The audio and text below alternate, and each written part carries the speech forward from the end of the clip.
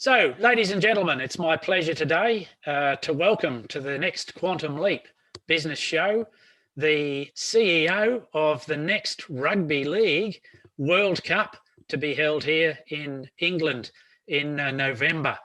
So it's my pleasure to welcome the CEO of the event, Jon Dutton. Hello to everybody there and welcome, Jon. Hello, John. My pleasure. So, Jon, tell us a little bit about your background and how does anybody end up in the CEO of a hot seat of running a world-class event in the middle of COVID? That must represent some interesting challenges. Yeah, I was just going to say I'm in a very, very fortunate position. Obviously, the pandemic has made it hard for all of us. But 27 years in professional sport, always aspired to be a professional athlete, ideally a professional rugby league player.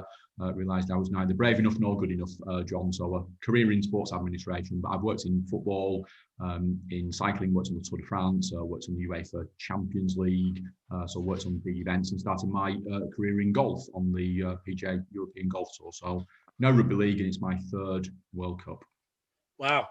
So what were the joys in the previous two, and what's going to be different about this one? This is radically different. For the start, we're staging the men's, women's and wheelchair tournaments together for the first time. Huge drive towards inclusivity. 2017 was obviously in Australia, New Zealand and Papua New Guinea. So we've got a slightly smaller geography. And way back 2013, the last World Cup stage in England, Liza was run on a shoestring budget with a really small team, but we set a world record audience of 74,000 people watching the Kangaroos beat the Kiwis at Old Trafford. Wow.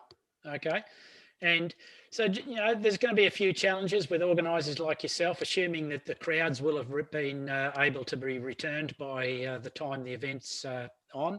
But how do you overcome revenue issues around the uncertainty, particularly around sponsorship, TV coverage, ensuring that the best deals are in place, not only for the event, but delivering the best value for all the people that are sponsoring?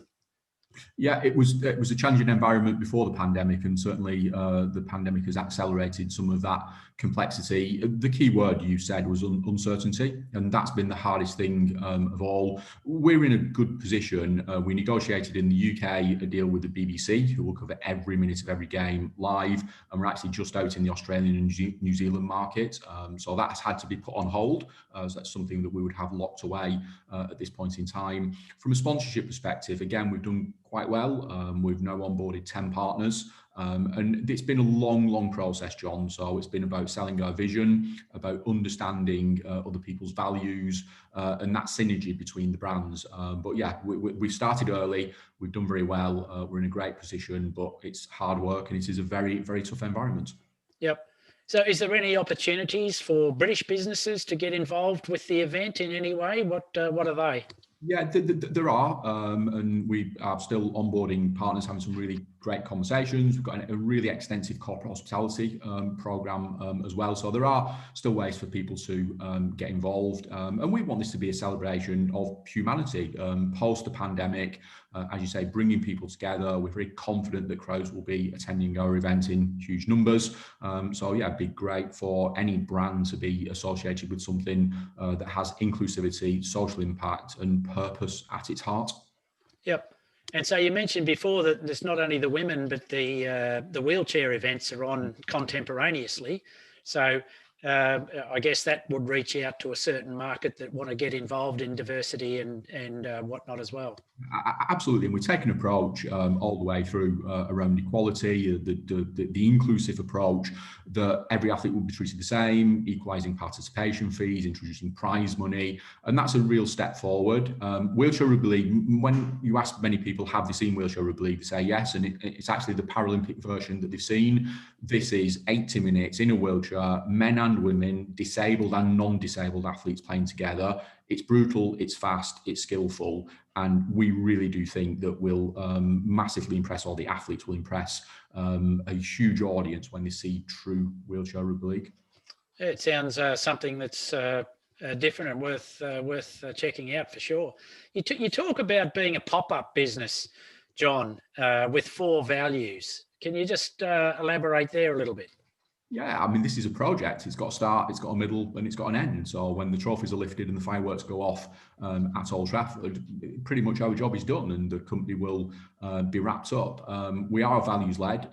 We've got our purpose, which is very, very strong on social impact and making a positive impact on people's lives. But we've been values led from the board table all the way through the executive team, and recruiting and onboarding people have been based on our values. And at times that's really hard. But you have to truly believe in it. You have to have a chairman, a board, everyone in the organisation that believes in it. And actually, it's proved hugely powerful in building a culture from a blank sheet of paper. So ultimately, as I say, at the end of it, we'll all go our different ways, and hopefully we'll have achieved something really transformative. Yep. So how can we relate that to, let's say, a pub or a restaurant? Those poor buggers have been absolutely caned over the last year or so, and some of them are trying to build backyards, which are almost like pop-up businesses. What is there any tips or strategies or something like that, that if you were running a pub or an event or a place outside like that, that was going to be there for probably the short term, but something like that you could share? Yeah, look, we suffered, we've all suffered, but the people in the hospitality industry, gosh, they've had it incredibly tough. I think the pop-up nature of it is realising that nothing is permanent. So when we're looking at investment, we've had to take some decisions around capital and infrastructure.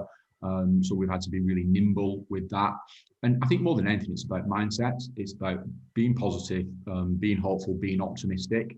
And I think if you've got that approach through the really tough times where we've had to draw on all of our resilience and overcome adversity, no matter what business you're in, having a positive mindset will absolutely get the business to a better place. Cool. So, John, a lot of people are environmentally concerned and aware nowadays, probably more than ever. With all the travel, with the countries coming from everywhere, what strategies have you putting in place to zero or mitigate the carbon footprint and what have you? Yeah, events, John, are largely inefficient. If you look at the very nature, we have to have global travel. So one of the things that we did in the early days was produce a sustainability charter. And we believe that we're the first event to have that charter in place and really take sustainability seriously from what we can control. So we're looking at offsetting carbon. We've got a great partner, Kumru Nagel, logistics partner, who are going to plant trees for every try scored. We've got an approach to disposable plastics, and throughout all the things that we will do, we've tried to focus on the things that can genuinely make a difference. So rather than come up with huge statements that we'd never be able to deliver against, a charter that we will measure ourselves against that is absolutely deliverable. And will it change the world? It won't. Will it make a difference? It will. And more than anything, we want to be advocates for people that follow us. Sustainability is such a critical part, and we all have a duty to do something about it. Okay, that's interesting. So, John, mental illness, well-being, particularly with COVID and in life and sport, are topical at the moment with people being locked up in their houses for months on end. What initiatives have you put in place to deal with that? Not only with your, around the event, but perhaps your staff that are working remotely through some of this. Yeah, if we deal with the event, first of all, and you're absolutely right, John, it's such a critical part. Rugby League Through Tragedy has actually done a remarkable job, both in the UK and also in Australia and New Zealand. So we, in January 2020, we launched a mental fitness charter with Prince Harry at Buckingham Palace, his last public event. And it was just a seminal moment for us that we then have a delivery partner, Movember, men's adult mental fitness charity. And we're delivering resilience training to young people in our local towns and cities. So this will be part of our legacy. So we're taking it very seriously, and every athlete, every match official, every volunteer, all of our workforce will have opportunities to be trained around mental fitness. What have we done for our workforce? Everyone is exhausted through Teams and Zoom. We've introduced Wellbeing Wednesdays. So Wednesday afternoon is a Teams and Zoom free opportunity. And it's an opportunity for people to go away, do some CPD, go for a walk, get some exercise, but have a midweek break. And also just reaching out and checking on each other. We know there are people in different circumstances. The delineation between work and office is really hard when it's in your dining room, your kitchen, whatever that might be. So similar to many other people, but really dialing up our communication and looking after our people. Interesting. Yeah. So yeah, BBX, we're all over the place. So we have a thing in our time zone called BBX Beers, 5 o'clock on a Friday, where people dial in from Cape Town and Uganda and France and all over the UK. And you just get together on a Zoom call and shoot the breeze and catch up with everybody. Do you do anything like that? Yeah, very similar. We've introduced. We had great fun over Christmas and just bringing people together, quizzes and different events. But people cannot wait to get together in person. We've had an office that we got in Manchester, central Manchester, 1st of December, and we've never been in it. So everyone is so keen to get back to a form of normality, but perhaps a hybrid way of working. And I think people have accepted that some of what we've learned in the pandemic will change for the good. So that's no bad thing. Yep. So, John, and with the event, you've got, I don't know, 20 odd permanent people involved with it, and then probably an army of volunteers around the event.